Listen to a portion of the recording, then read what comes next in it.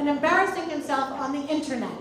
Check out his YouTube channel, Seriously Sam, to find out just how embarrassing. Please welcome to the stage our veteran comic, Sam Sackstein!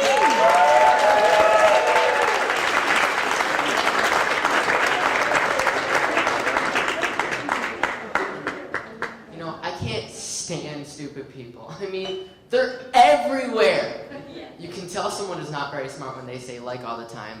Like, do you guys know what I'm talking about?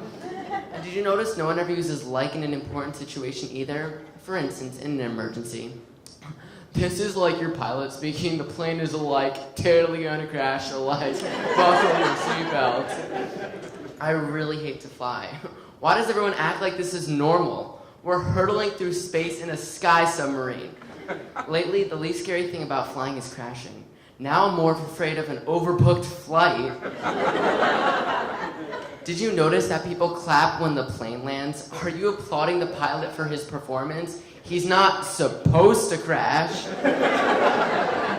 That's like giving your Uber driver a trophy for getting you to your destination alive. So I'm graduating from middle school soon, and all of the students have kind of just given up. Did you hear on the news about the guy who won the lottery and then got arrested for pooping on his boss's desk? That's pretty much how you feel the last weeks of middle school before graduation. In middle school, we're required to do a play. This year, it was Shakespeare. Methinks 'twas a waste of time. I was cast as the messenger. My only line was, "Here's your message." The messenger is basically a glorified mailman. I'm about as relevant as Jedi number 3 in Star Wars. The director told me he wanted to create a backstory for my character. He wanted me to print out pictures of the messenger's family, so I brought in a picture of the UPS guy. He asked for a picture of the messenger's mother.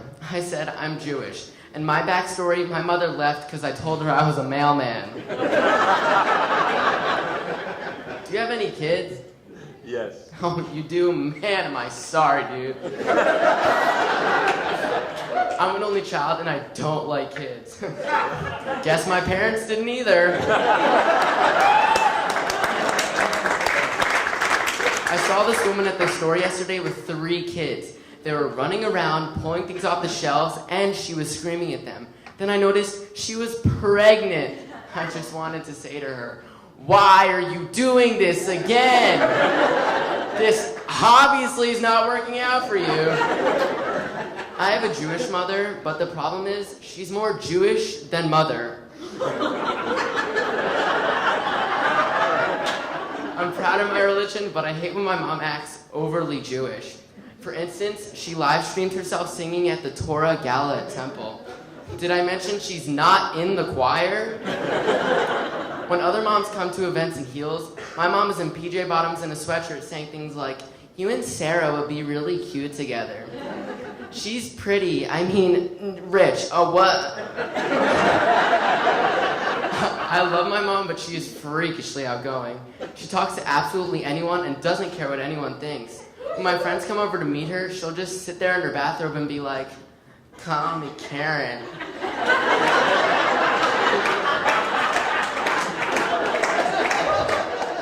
To give you more of an idea about my mom's bad judgment, she twerked at my bar mitzvah.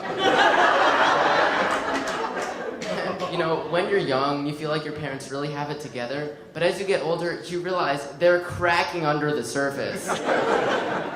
Have you ever heard of a guy trading his wife in for a new, younger model? My dad just did that. He bought a new sports car. In fact, it's totally taken the place of my mom. It's called a Challenger Hellcat, which used to be my mom's nickname.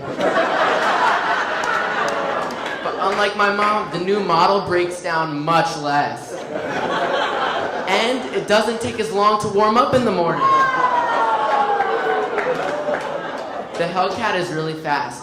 When my mom rides in it, my dad calls it the Polar Express. Because when my mom gets a hot flash, she can stick her head out the window and cool down in just 2.8 seconds.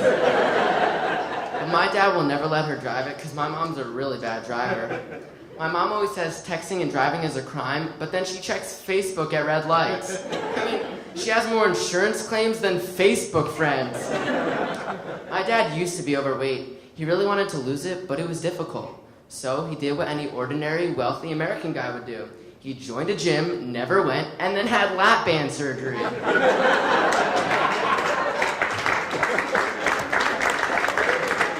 My dad doesn't even have any friends, or at least he didn't have any friends until he bought his Challenger Hellcat. Then he joined a group called North Jersey Mopar. They're basically a group of socially awkward men in their mid-40s who meet at Rutt's Hut and talk about their cars. They'd be more successful disguising their midlife crisis with a t-shirt that said, "I love my car more than my family." My grandpa's 90 years old, but he acts like he's younger than he is. Everyone says how great that is, but I don't think so at all. Not when he's hitting on 25-year-olds at the bank. I'm like, Grandpa, there's not enough zeros in your bank account for that. I told him, you've got to look for women your age. So I told him to go where any 90-year-old man would go to find a lady. J-Date. That's right. I showed him how to find a date on a website. We did that trick of posting a picture of him when he was much younger. 82. He finally found a girlfriend, but they're constantly breaking up and getting back together. We always know when they get back together because he leaves the following message on my mom's voicemail. "Karen, I need a copy of my will."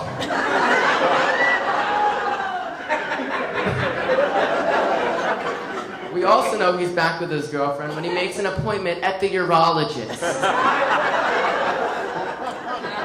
His girlfriend has been widowed twice.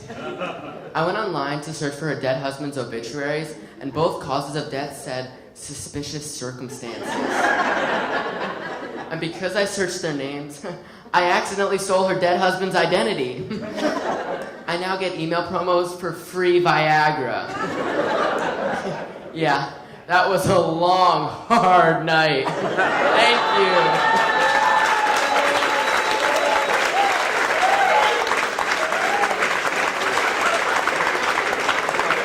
Did not tell him to say that. Did you see him run off the stage and leave me with that? Oh my God, that's Sam Sackstein.